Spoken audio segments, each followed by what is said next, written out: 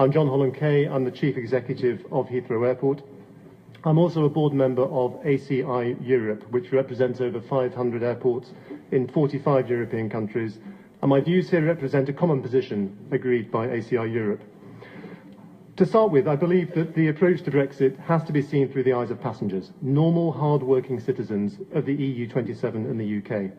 Heathrow is the largest hub airport in Europe.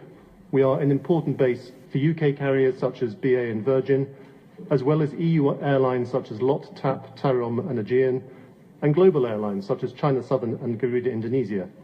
This year we will serve approximately 77 million passengers, and around a third of those will be coming from the EU27. Now, they may be coming to do business in the UK, to study, travelling for leisure, or they may be connecting on to one of over 80 long-haul destinations, some of which are not served by any other airport in Europe. Now, some long-haul flights to emerging markets are only viable because of a combination of a strong originating and destination market such as London and connecting passengers from all across the EU. And this allows all of us in Europe to benefit from the regular, convenient flights all over the world that we are used to. Heathrow is also one of Europe's biggest ports, with goods connecting through it in the same way as people. And in fact, aviation provides the trading links for many of Europe's fastest growing export sectors. Anything high value with a short shelf life or a short supply chain typically travels by air, particularly over long distances. And they typically travel in the hold of a passenger plane. So think about pharmaceuticals, donated organs, high-tech electronics, goods that are not just critical to the future of the European economy, but which also have a huge benefit to society. So aviation is not just another economic sector, it is the enabler for all other sectors. It allows someone with a small business in Tallinn to trade with customers in London, for students from Warsaw to get to Oxford, for hoteliers in the Spanish costas to welcome millions of British tourists. The single aviation market has made Europe closely integrated culturally and economically, and for example, flights from the UK to Spain represent almost a third of all UK residents' trips to Europe by air, and they are a major contributor to Spain's largest economic sector, as well as giving hard-working Brits a taste of Spanish culture and a suntan. The single European aviation market has been one of the greatest successes of the European project and has supported the growth of regional economies across Europe. It has reduced the cost of air travel for hundreds of millions of us.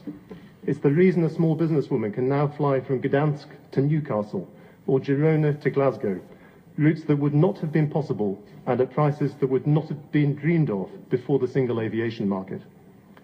This is something that you can be proud of and that we all need to protect for the benefit of the EU27 as well as UK citizens. However, politicians on both sides of the negotiation tell us that we should prepare for no deal for aviation. Now, what does that mean? Well, even though aviation is essential to trade, there is no World Trade Organization agreement to fall back on, as there is for other sectors. We are told that we should go back to the status quo before 1973, before the fall of the Berlin Wall, before low-cost carriers brought competition and choice. Does that mean that former Eastern Bloc countries, including parts of Germany, have little or no access to the fifth largest economy in the world? Does it mean that without airlines being able to operate all freedoms of access, there will be less connections for small businesses between the UK and EU27 regional cities? That we will have fewer British tourists spending their money in Spain, Italy, France and Greece? Don't let it happen. A cliff edge scenario is entirely avoidable. It would be a colossal failure of leadership on all parties to the negotiation if they can't agree a deal on aviation. The consequences would be felt immediately by the people you represent. No deal would mean that politicians have failed their citizens, taxpayers and voters. And actually, it's not enough to wait until the end of the Brexit process to strike a deal. Terms and conditions for physical goods sold before Brexit for delivery in March 2019 are protected, but not air tickets. And yet it is not long before EU citizens will start buying air tickets for April 2019. Now, we all know that business relies on certainty to make investment decisions and to recruit new people. We need negotiators to reduce uncertainty and build confidence for passengers, helping not just airlines and airports in their forward planning, but tourist businesses, universities, exporters, in fact, pretty much every other economic sector in Europe. This could be achieved by prioritising aviation in Phase 2 of the Article 50 negotiations and agreeing a transition arrangement in 2018 that maintains today's arrangements as far as possible. Looking forward, we must also strive to keep market access between the UK and EU27 as open and competitive as possible. We all want the UK to remain as closely integrated and aligned as possible to the single EU aviation market. So let us not lose sight of the people who matter most in this negotiation. The interests of citizens, of passengers, should be our priority, both during and after negotiations.